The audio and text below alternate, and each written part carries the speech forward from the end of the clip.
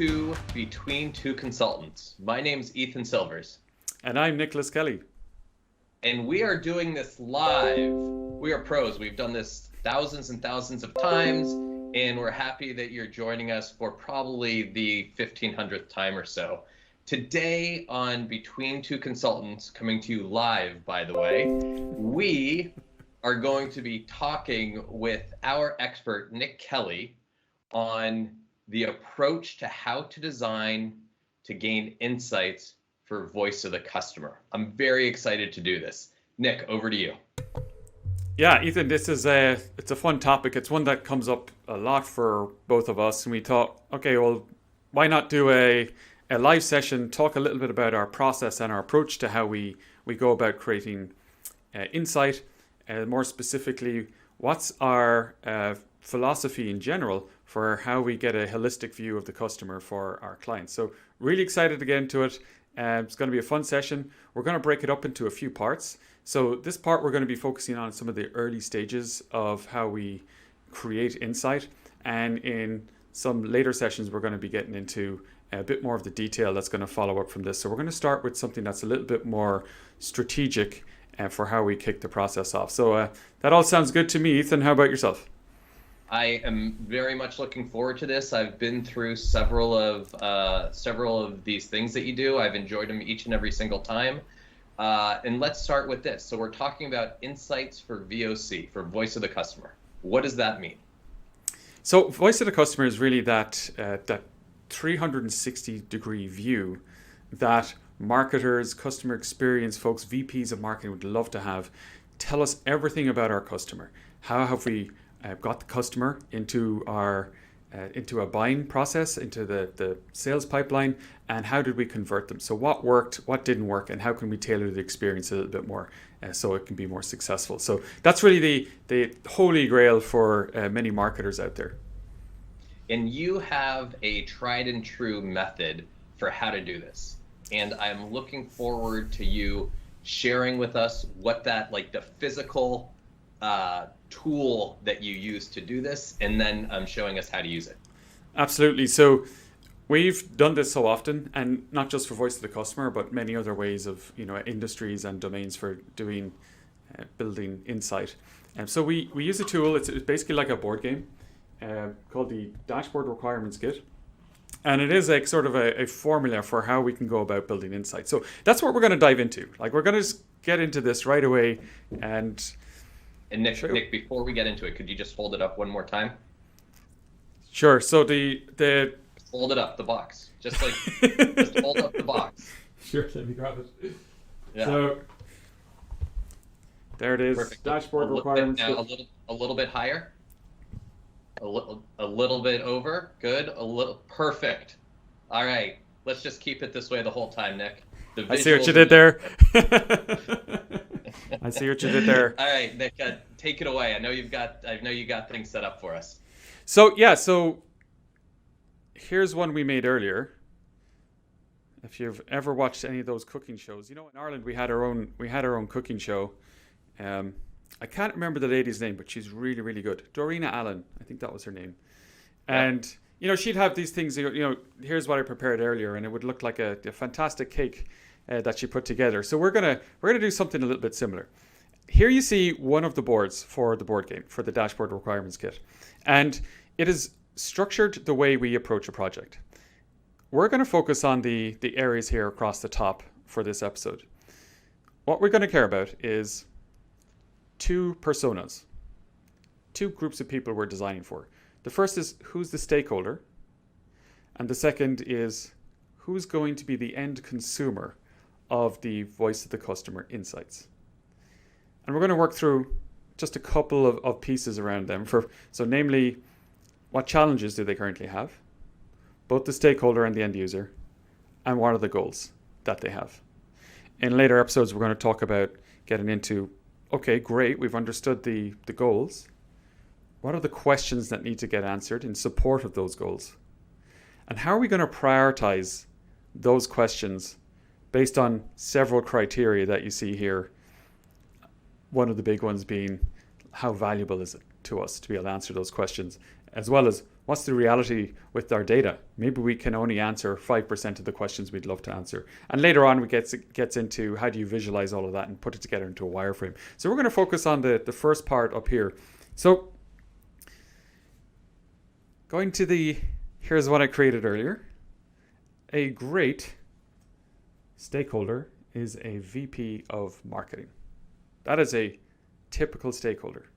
And a stakeholder is someone really maybe they're not going to be an exact user of the dashboard, but they're going to benefit from it. And they're probably got the budget to be able to drive it.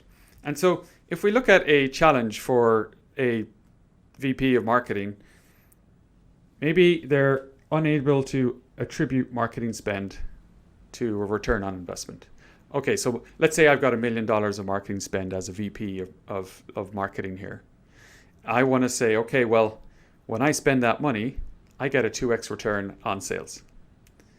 Would be wonderful to answer that question. And you can see it's a stakeholder, so it's a pretty strategic question as opposed to a more tactical one, a tactical challenge that would be there for an end user.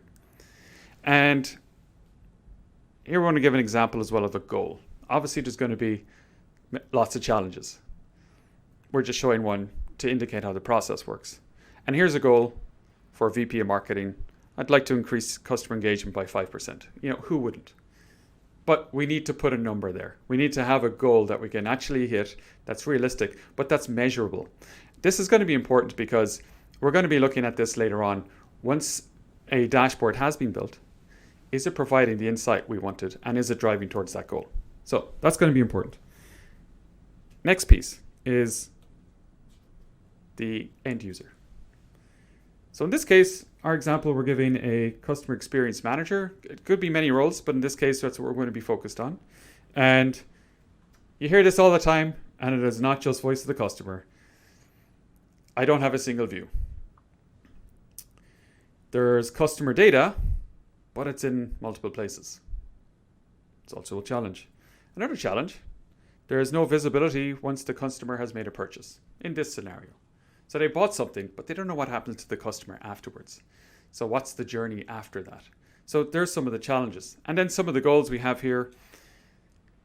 Love to be able to tailor content by customer segment based on engagement metrics. So what worked for some segments might not work for other segments. And that's then giving the ability to be able to direct budget where it has the most impact. So where should we spend our money? And another goal being the flip side of the first challenge, which is a single place to view all the content. The nice thing here is we can now compare the goals of both the user directly to the stakeholder. Is there alignment there? Are the goals of the end user going to help increase customer engagement by 5%? And if they're not, maybe there's a little bit of change management work to be done there, a little bit of strategic work just to make sure there is alignment and we're all marching to the same beat, as it were. Less concerning is the alignment between challenges, but obviously the goals are going to be most important. So this is like the first piece of how we tackle the process. Nick, if you will allow me, I have a couple questions for you. First of all, have you considered hand modeling? That comes up all the time. In my youth, I used to model cloaks in my teenage years. Obviously made massive amount of money off that, which led me here. Yeah, well, I think you got a career in hand modeling. I'm looking forward to being your agent on that. So Nick, this was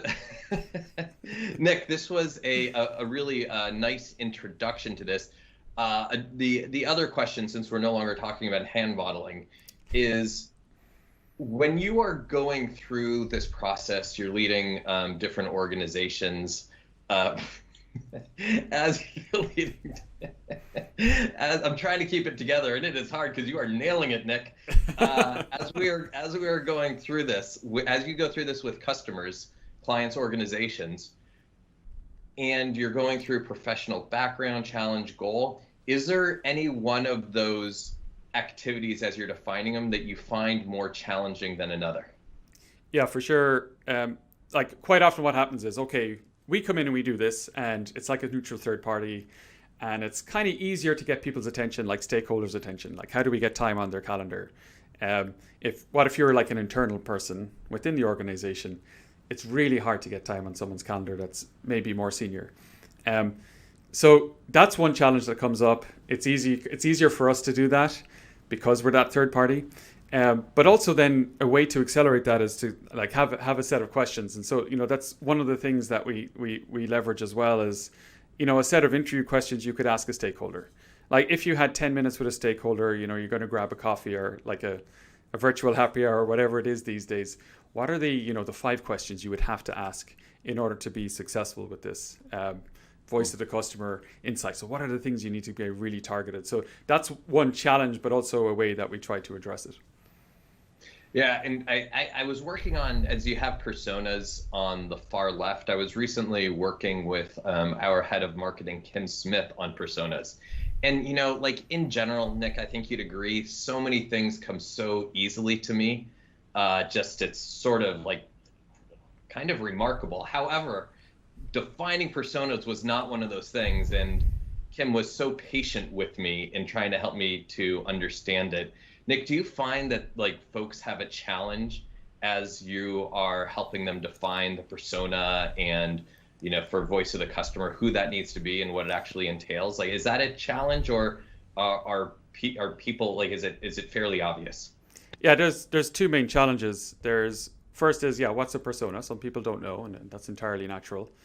And the second one is what happens when the stakeholder wants to talk on behalf of the end user.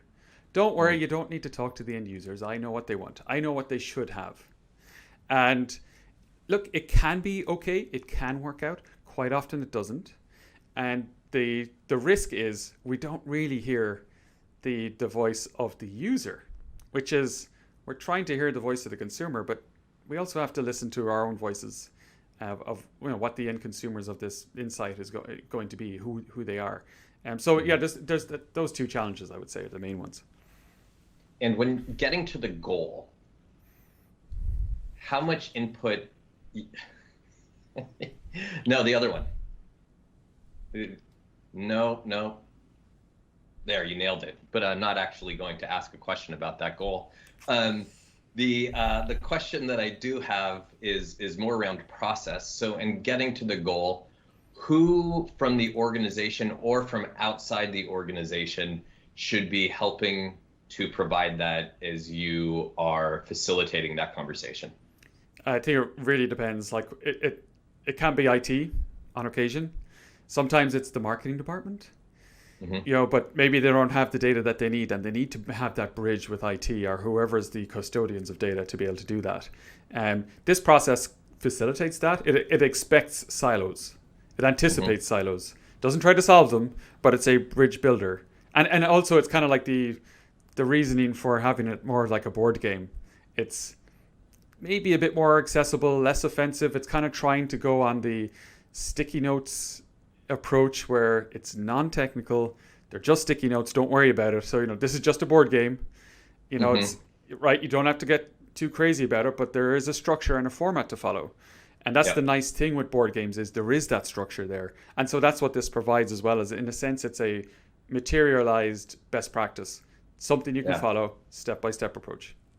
It almost feels like it's gamified. That's a really great point, because a board game is a game. So I think you made a stunning connection. Thank you. Truly. Yeah, that was good. Nick, thank you for that. Again, the very positive feedback that you have provided on my co-hosting talents. It is constructive as always. I wanted to ask one more question about the board that you had up, and that is that at the bottom of the board you had like these little like colored pieces.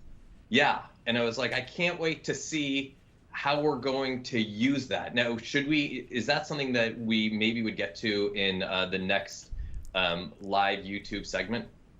Absolutely. So this is going to be the next episode where we can start taking a bunch of questions. So we have these question cards here.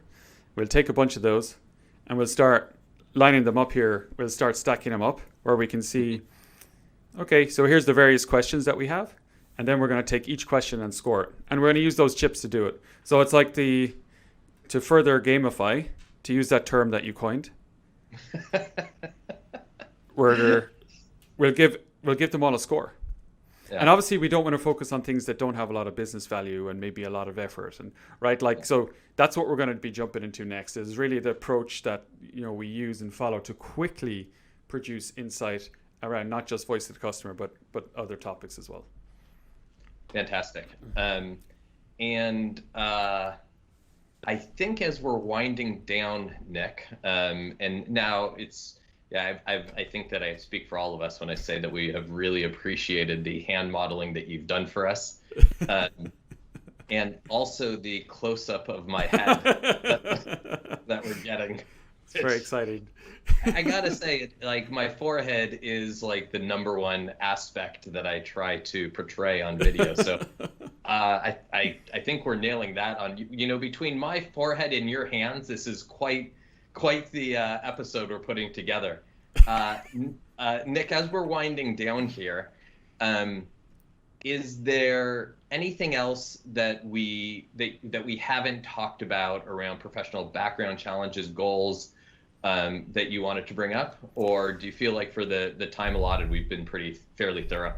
Yeah, you know, like usually the process takes a little while. Like you probably spend 2 hours on doing this, you know, with whoever needs to be involved there. You know, we've just taken a sampling of things. Quite often what happens is you end up with like 20 challenges, you know, like a whole pile of them. And then we have to go through that activity of prioritizing them. Like top 6, there's deliberately 6 here. There's deliberately 6 goals. We have to get focus. Everyone wants everything under the sun, right? So we have to narrow it down and start to get some degree of prioritization here. So that's the intent there, was, you know, to actually end up filling the whole thing out. And it does take a little time. Fantastic. So I'm looking forward to our next segment, where we talk further about the next section of this that we're going to be going through. So with that, this is Ethan. This is half of Ethan Silver's face. And this is all of Nicholas Kelly. Thank you for joining us on Between Two Consultants. Have a wonderful day, a wonderful week. Thank you. Bye.